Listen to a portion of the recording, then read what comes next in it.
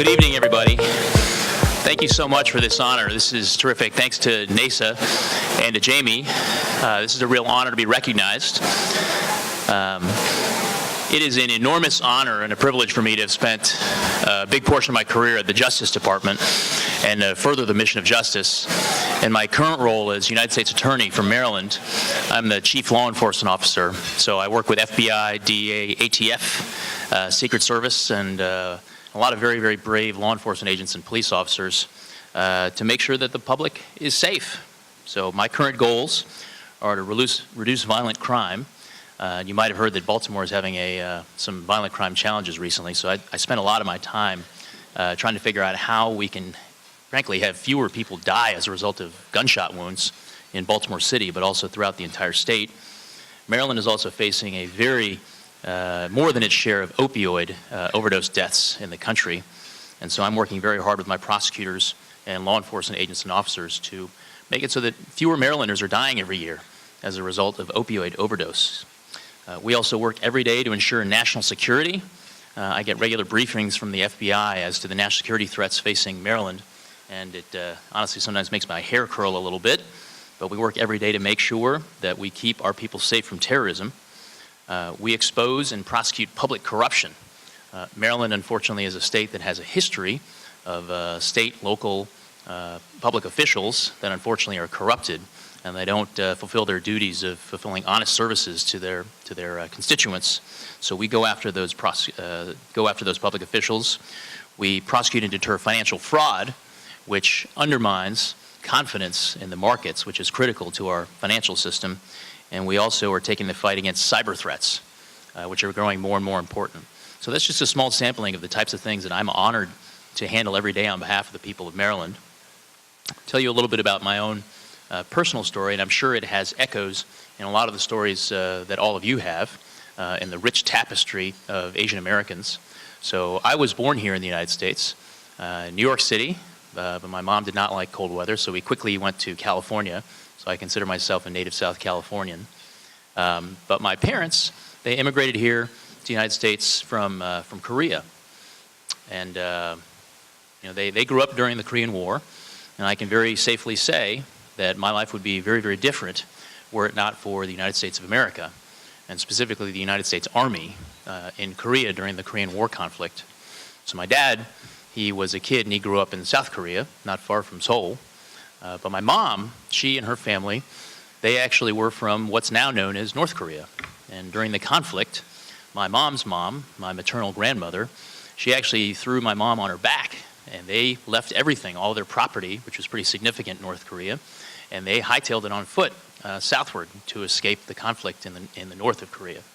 So these are, thankfully, stories that my parents tell me, but I have no real way of relating because I was fortunate to grow up here in the States because my parents chose to emigrate here. So that's another way in which the United States has affected my life, and that I was able to be born here because my parents were able to emigrate to the States and give their children a better life. So I feel very, very fortunate to have grown up here and to be an American citizen, and it really inspires me to be part of the Justice Department, which I consider to be, frankly, one of the real crown jewels of the United States government system, and the Justice Department in particular, a sterling reputation that I think is so important to public trust in our government. So earlier in my career, I was a prosecutor in the office that I am now honored to lead. So right now I'm United States Attorney. Before I was an Assistant United States Attorney. So I prosecuted and I helped investigate cases. And one of the very best things about being a federal prosecutor, being an Assistant United States Attorney, is at the beginning of every court proceeding, you get to stand up and you introduce yourself to the court and to the jury. And every single time I got to do that as a prosecutor, I stood up and I said, "Good morning, Your Honor. My name is Robert Hur, and I represent the United States of America." And every single time I said that, it sent a little chill down my spine, and I'm feeling that chill down my spine right now. And it actually never, ever got old. And I share that with all of my prosecutors whom I have the pleasure of swearing in now when I hire them. And I say, I hope you feel that same chill, and I hope it never gets old for you. And I'm confident then when my parents were growing up in Korea during the Korean War, they would never have dreamed that they would have had a son who was going to be representing the United States in federal court. So that is the dream that is possible now, thanks to the United States, for me and for my children now, and for so many Asian Americans whose stories are similar to my own. So my own father, like a lot of Asian immigrants to the United States in that era, he was a physician, and my mother was a nurse. So I didn't know any lawyers growing up. There were no lawyers in my family. My dad hung out with doctors because those are the people they knew. So I had no real conception of what it was like to be a lawyer. So thankfully, of course, in college, I tried my hand at pre-med, quickly determined that I was terrible at those classes. So quickly figured out that I needed to find something else to do. And thankfully in college, I was exposed to a broad array of interests, including things that led me to law. And I've heard remarks, Ambassador Block talked about the importance of mentorship. In my career, I've been very fortunate to have fabulous mentors and really inspirational role models, I believe, not only for me, but for the entire country. I had the pleasure of working for Deputy Attorney General Rod Rosenstein in the job before this one, and also had the opportunity to work closely with FBI Director Chris Wray, both in the government and private practice. So I've learned firsthand from them, from each of them, and so many other people at the Justice Department, what it means to execute the department's mission in the way that the American people deserve.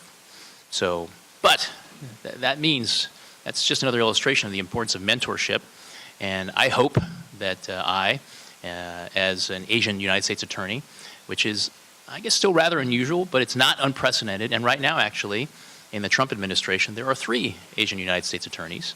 Jesse Liu is the U.S. Attorney for the District of Columbia, and B.J. Pak is U.S. Attorney down in Atlanta. So there are 3 of us. So I would submit that there's room for more, and hopefully the roles and the positions that we've ascended to can be inspirations, and we can be mentors and role models for the law students that follow behind us. So thank you very much for this honor. I really appreciate it, and I hope you have a wonderful evening. Thank you.